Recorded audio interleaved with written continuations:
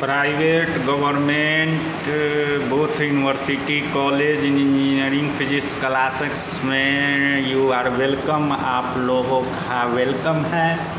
हम जैसा कि प्रीवियस क्लास में वेक्टर एडिशन के बारे में बता रहे थे, हम जो बता रहे थे उसको vector addition of triangle law या वेक्टर एडिशन ऑफ पैरेललोग्राम बोला जाता है।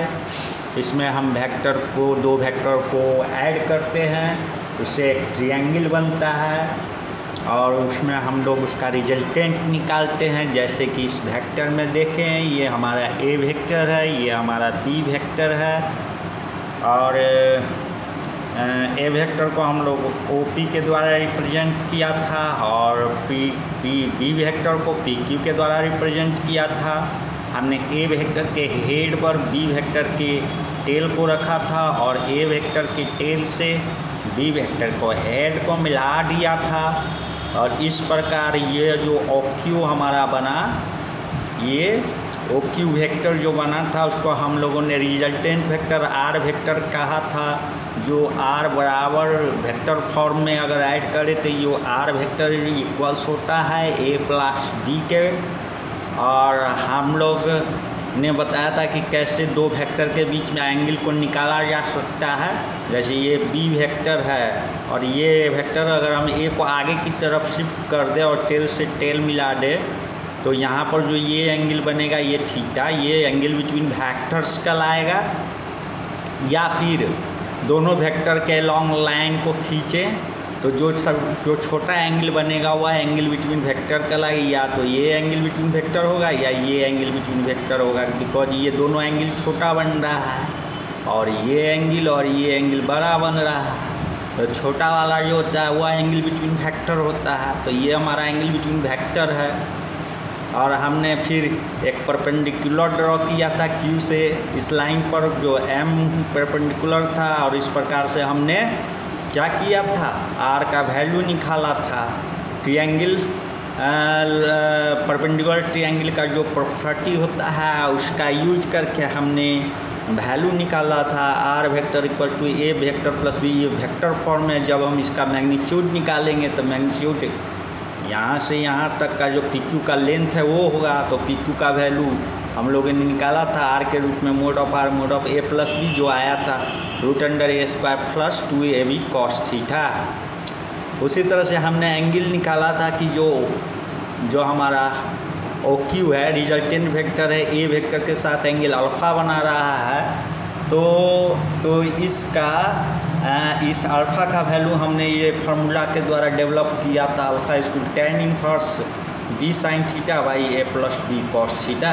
इसी प्रकार से अगर हमारा B वेक्टर ये हमारा रिजल्टेंट इसके साथ बीटा एंगल बनाएगा तो बीटा एंगल का जो हम वैल्यू है इस फार्मूला से देंगे, beta equal to tan inverse A sin theta by B plus A cos theta.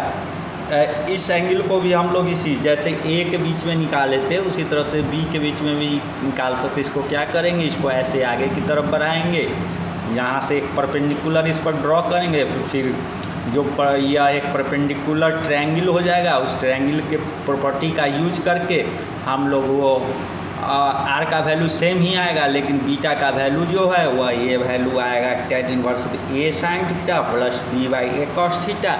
ये काम हम तुम लोगों के लिए छोड़ देता है।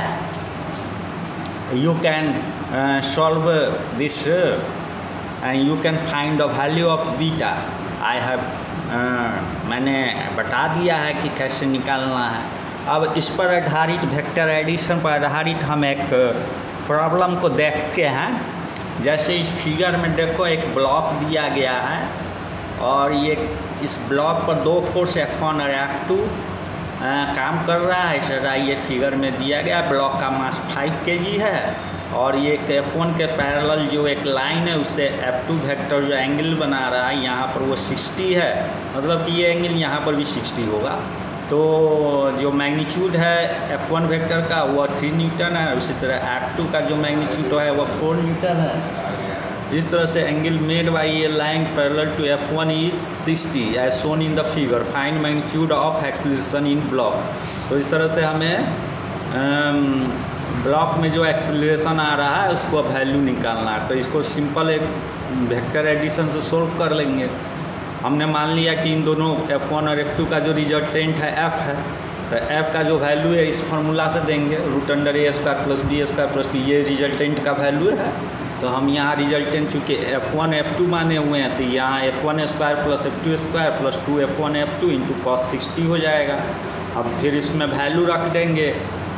तो ये 3 न्यूटन रखा, इसमें 4 न्यूटन रखा, और 2 × 3 न्यूटन × 4 न्यूटन, और cos 60 का वैल्यू 1/2 रख दिया। इसको फाइनली सब न्यूटन को बाहर निकाल लिया। ये आ गया √√3² + 4² + 12, ये फाइनली आ गया √37 न्यूटन।